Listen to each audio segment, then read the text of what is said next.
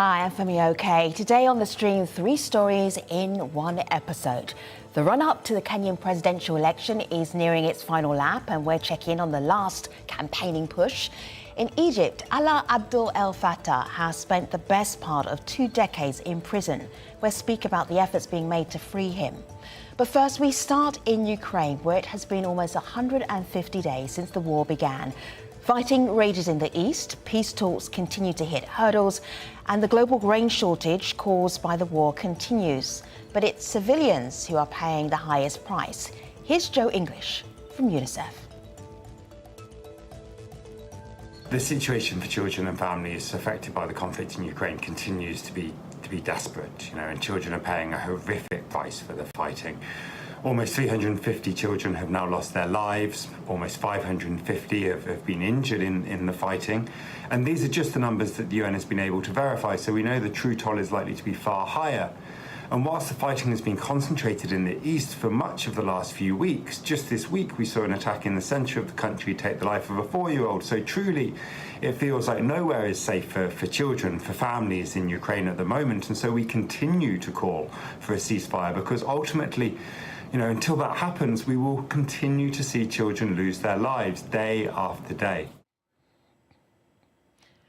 Last week, the International Criminal Court called for an overarching strategy to bring perpetrators of war crimes in Ukraine to justice, and representatives from dozens of countries have pledged to cooperate. And as the global food crisis continues, officials from Russia and Ukraine are expected to discuss resuming Kiev's exports.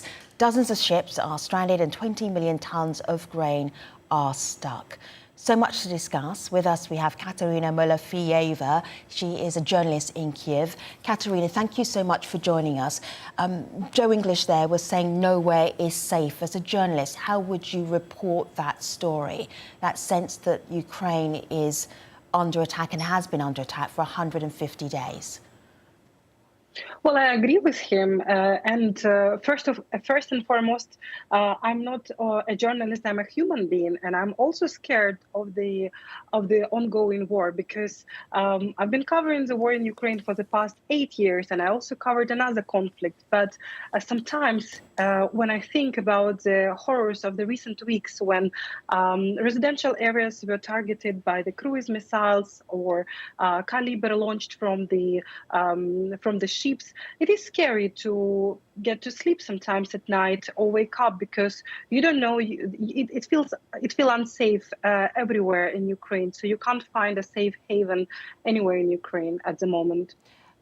I want to bring in some voices of civilians who have been under attack, under one of the worst areas that have been attacked recently in Ukraine. Here are their voices. And then, Katerina, let's talk about the people who decided to stay in a conflict country. Hear the civilians first of all. Children need to live their lives. The youths, 19, 20-year-olds, are made into cripples. They kill children, they take away our children. How is this possible? A woman has been killed. She ran out of the house when she was hit. Along with her husband, he was killed too. The man from the flat just there was killed too. 3 people lost their lives.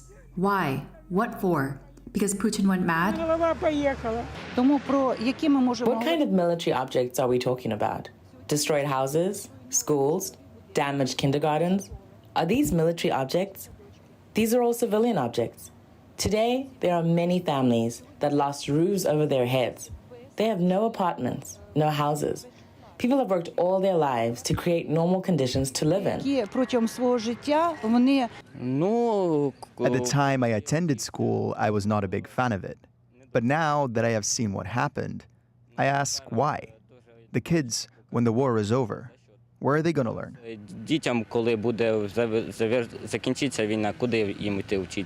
Katerina, from your reporting, when you've been talking to civilians and telling the civilian story, what would you like to share with us?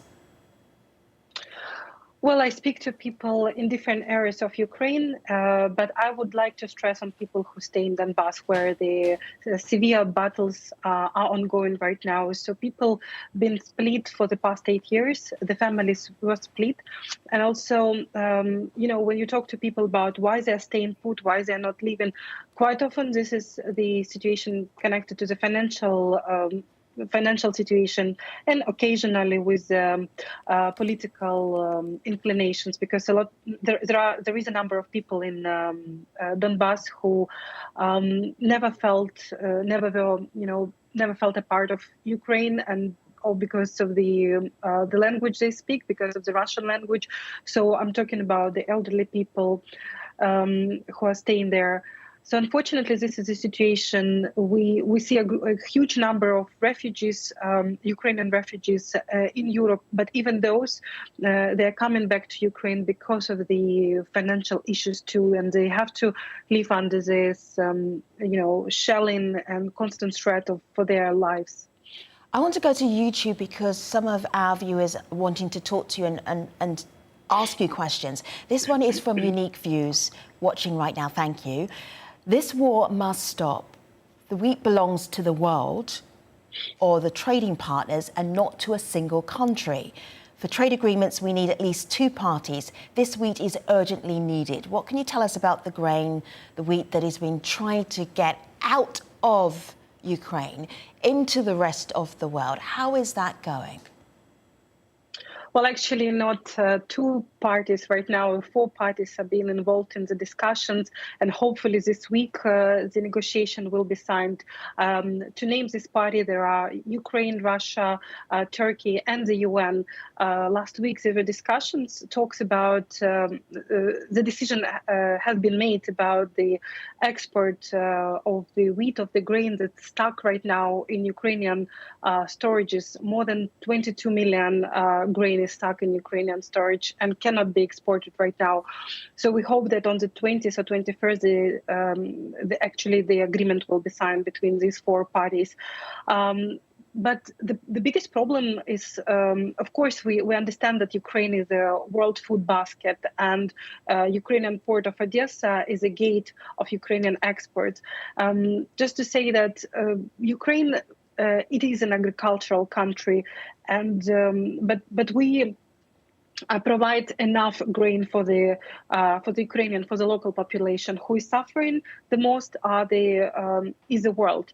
So, for example, if we produce annually 100 million tons of grain, Ukraine just needs 20 million of grain. So we produce 4 or 5 times more than we need. Katerina, let me just bring in the European Union Foreign Policy Chief, Josep Borrell, who said this just a little bit earlier today. Let's have a listen. The most worrisome thing is the lack of food in many countries around the world. And there is not food because Russia is blocking the export of Ukrainian grain. We are doing whatever we can in order to export this grain through other ways, through the solidarity lanes, through the Black Sea, from Romania, Bulgaria, but that's not enough. So I hope, and I think I have a hope, that this week it will be possible to reach an agreement to deblock Odessa and other Ukrainian ports. Katerina, I'm going to share with you one more thought from YouTube. This one comes from Walter Hughes. Hello, Walter. Walter says it is already World War III. It's not just being waged on the battlefield, but all over the world. Almost every human is being affected by this war. That is how Walter describes it. As we wrap up our conversation today, Katerina, how would you describe the war in Ukraine? It is scary, to put it in one word, because I've never seen anything like this before. We live in the situation of uncertainty. We are worried about our families. We are worried about the outcome of the war. We are deeply affected already. We have numerous of casualties among the civilian population and among the soldiers. The population is traumatized because we have to work, we have to, everyone needs to accelerate to basically to put an end to this war. But it is scary. Scary. Thank you so much, Katerina, for sharing with us your reporting in Ukraine, and we appreciate you. We'll come back to you in the future. Now we head to Kenya, where some are skeptical that the upcoming presidential election will have any real sustainable change in the country. As Kenya prepares for the next general election in August 9th, 2022, we see the rise of misinformation, disinformation, and fake news, especially on social media platforms sponsored by different political entities, a media that has been accused by different political quarters of being biased, and the rise of opinion polls that are trying to shape a political conversation on who is the most popular candidate and how Kenyans are likely to vote. Unfortunately, we're still struggling with the question of apathy, as most young people did not show up or turn out to register as voters, but also with the tough economic times that are making it hard for especially young people to be invested in the political conversations that are happening. With us now, political commentator Patrick Gathara. Patrick, welcome back to the stream. We always love having you on. All right, so is Kenya having a voting fever, or is it more of a mild cold? Where are we with this election? What's the mood like? I think the fever is definitely on now. It wasn't on a month ago. It took a while to sort of catch on, and I think this election has been different from previous ones in the sense that there hasn't been as much investment in participation in it, especially amongst the youth. Lots of them were really being pushed to register, when in previous elections, you'd have long queues, guys trying to get on it, you see. I think, though, in the last 1 month, we've seen much more engagement, especially after the running mates were picked out. So there's much more excitement now than there was before. I want to play a little bit of Martha Karua, but before I do that, she is running as a VP. Before I do that, can you just set up who she is, what she stands for, before we hear from Martha herself? Well, Martha Karua is running as, for the position of deputy in the Azimio coalition under Raila Odinga. She has been sort of in the trenches for reform for a long time, somebody who's really well known for taking tough stances, has had a fair share of scandal and also of, I would say, disaffection or toleration, I would say, of bad behavior by politicians. Okay. So she's not exactly Mrs. Clean, okay. But I think she'd be called fairly the Iron Age of Kenyan politics. All right, I like the way that you're very cautiously approaching describing Martha Karua's background in politics. Let's hear from her herself. Corruption is choking the nation. We need to release the resources available, both financial and otherwise, to meet the needs of the people. I am wondering about other candidates. It looks like, Patrick, that there are some candidates who are running just on one issue. Not how do we improve Kenya, but how do we improve one thing about Kenya? That feels new to me. Is it new to you, Patrick? It is new, and actually it is a kind of encouraging to me, I've got to say. For a long time, our elections have been run essentially as ethnic census. Every guy tries to come to bring his sort of voting bloc of his tribesmates or his ethnic mates who vote for him. But this election has been different. A lot of it has been actually argued on the basis of particular issues, and even if you speak about kind of like the fringe candidate, somebody like Professor Jakoya, who's made one of his planks, the legalization of marijuana and the marijuana trade. That's a great thing. I think it's good that people are actually talking about issues and not talking just about ethnicity. You look at what William Ruto, who's standing against Raila, is doing. Also, he's made this campaign more about what he calls hustlers versus dynasties. And that's great. So the farther we get away from this sort of identification with ethnic communities to actually discussing the problems that Kenyans have, for me, that would always be a good thing. On YouTube, we have Nastia Adan. I hope as a Kenyan, this election won't repeat itself as it did in 2007. That's going way back. That's over a decade. That's a long time. Yes, it is. And I think, there's always the question of whether there's going to be violence or not. To be honest, it is a fair question because we've never had elections that don't have at least some level of violence. But it does tend to vary. But I think this one is unlikely to have significant violence for the simple reason, if you look at history, most of our violence has happened when incumbents are running.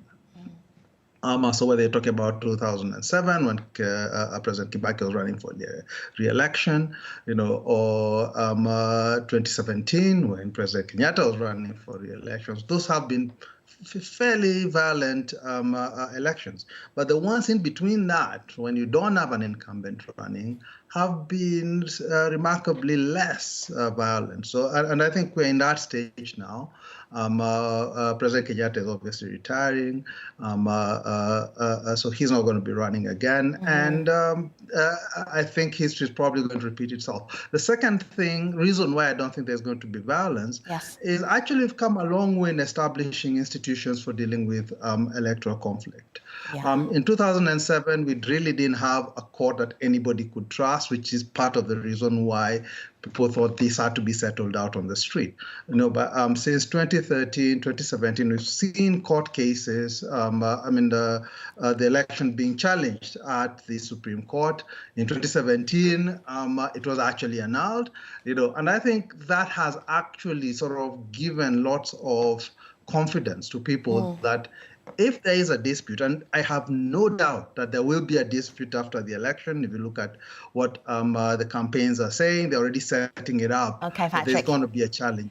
Patrick, I love that we are ending on a positive note, which is not always the case when we talk to you on the stream. But I like that, and I think we should get out while you're still fairly optimistic. Patrick, thank you so much. Appreciate you. Thank you. Now we go from Kenya to Egypt in the case of Alaa Abd el-Fattah, who is one of thousands of political prisoners facing brutal conditions and overcrowded cells. Have a look at this clip from my colleagues at Listening Post.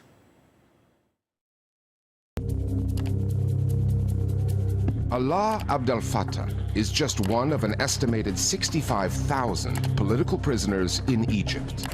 Having spent most of the decade since the Arab Spring behind bars, he is now more than 3 months into a hunger strike that could take what is left of his life.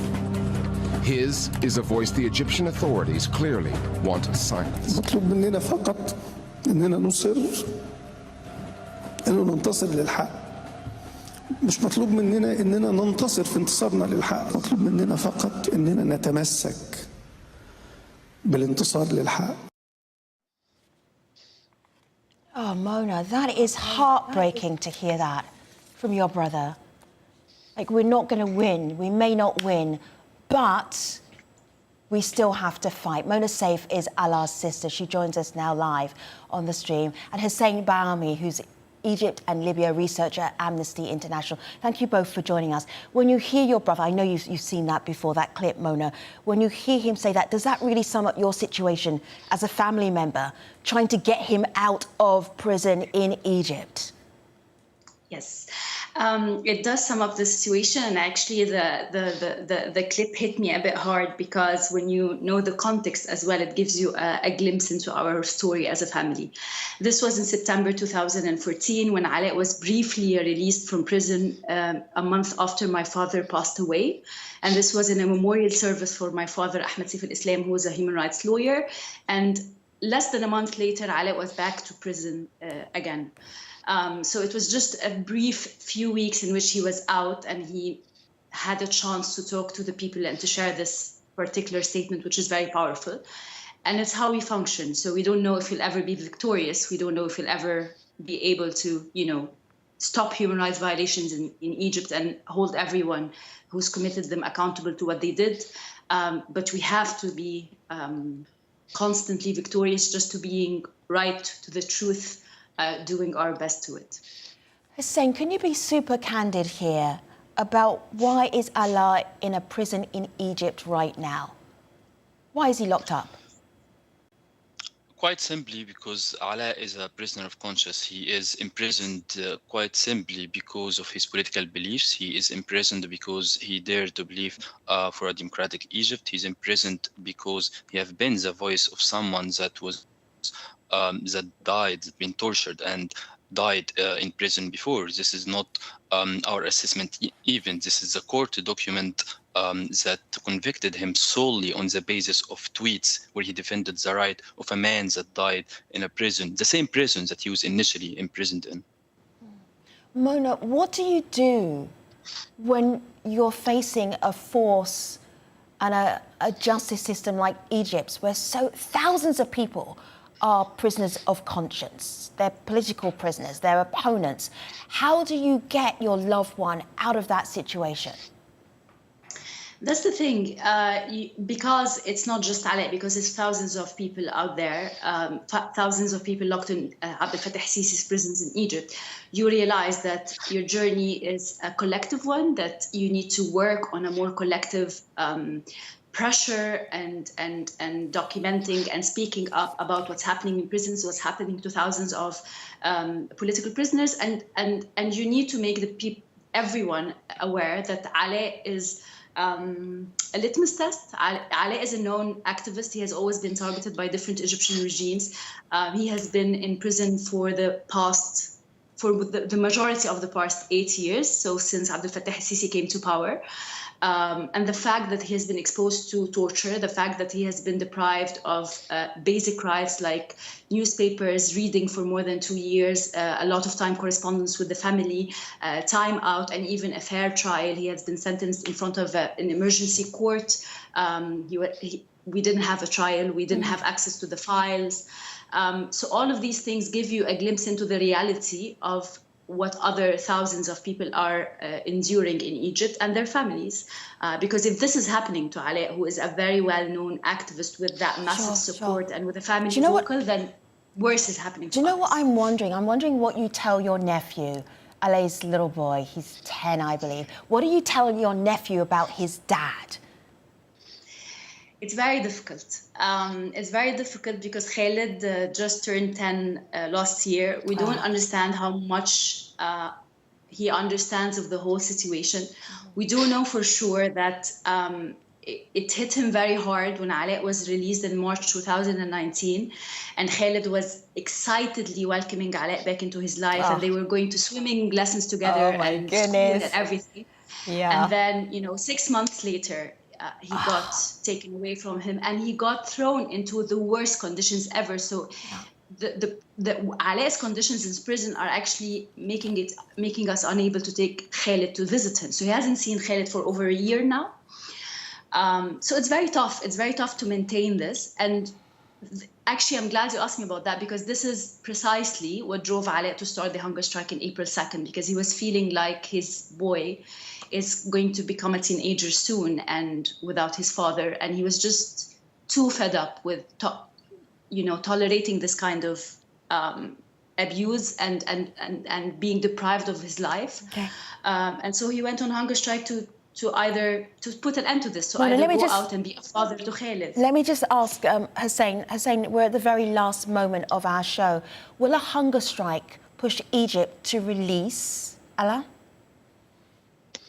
Look, it's very simple here. Alaa's detention is in violation of international law. It even violates Egyptian law. Alaa should not be imprisoned, just like the tens of thousands of political prisoners in Egypt that are imprisoned simply for dreaming of a better Egypt. President Abdel-Fattah Sisi has the power to release Alaa Abdel-Fattah by Egyptian law, by the law on state of emergency, under his constitution, with a simple pen stroke. So he should release him, and he must be released indeed. And we need to see the international community, in particular the Thank you so much. We do appreciate you joining us, and Mona as well. Thanks for watching, everybody. I'll see you next time.